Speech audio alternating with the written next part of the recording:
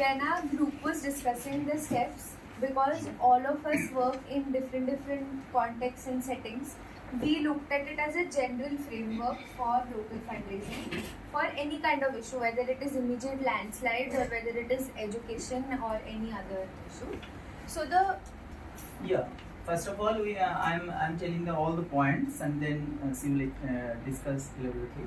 First of all, we have to fix our goals and objectives. It's very important for which purpose we are raising our fund.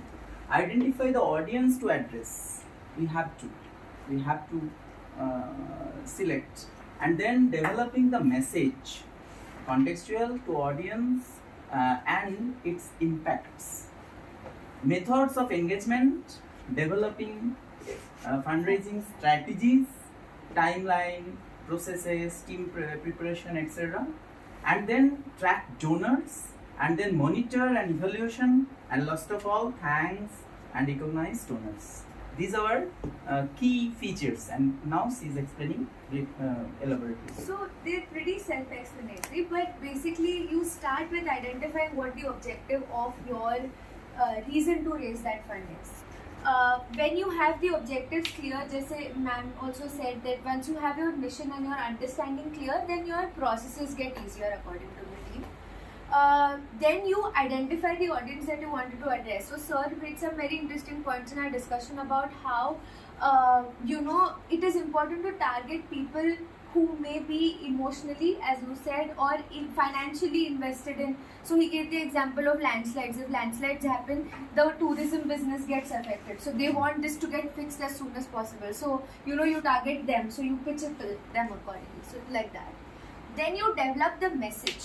What is the message? And that can be through many different ways. That could be through social media, that could be through your brochures, that could be pretty much anything. But the message which you are developing will be contextual to the people you have identified. So the way you would approach somebody in the hotel business to address the landslide issue would be completely different from the way you would approach, say a state level government or your local government. And we also discussed that messaging needs to have information on the impact that their investment in your cause is going to bring, so that they are more motivated. After you are done with that, in a way, you can move to deciding what your method of engaging with them would be. Now that your material is ready, how would you like to engage them?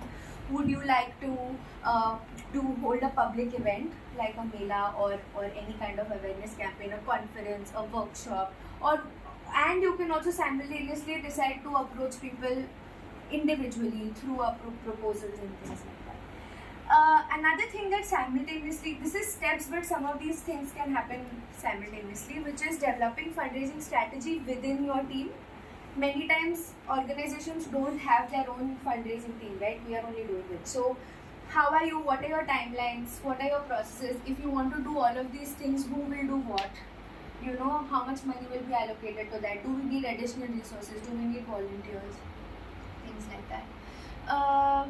Then you must track your donors. You must track your whatever is happening, how it is happening. And it is very important to also monitor and evaluate the work that you have done. Where have I received funds from? What was my process? How has it helped? What could have been done better? Sir also discussed that every donor may have their own monitoring and evaluation that they may require. So is that plan in place also before you go and after you have received funds? And then of course to constantly thank and recognize your donors for the work and maybe through impact reports, and generally a lot of people also suggested many ways in which you can do that. So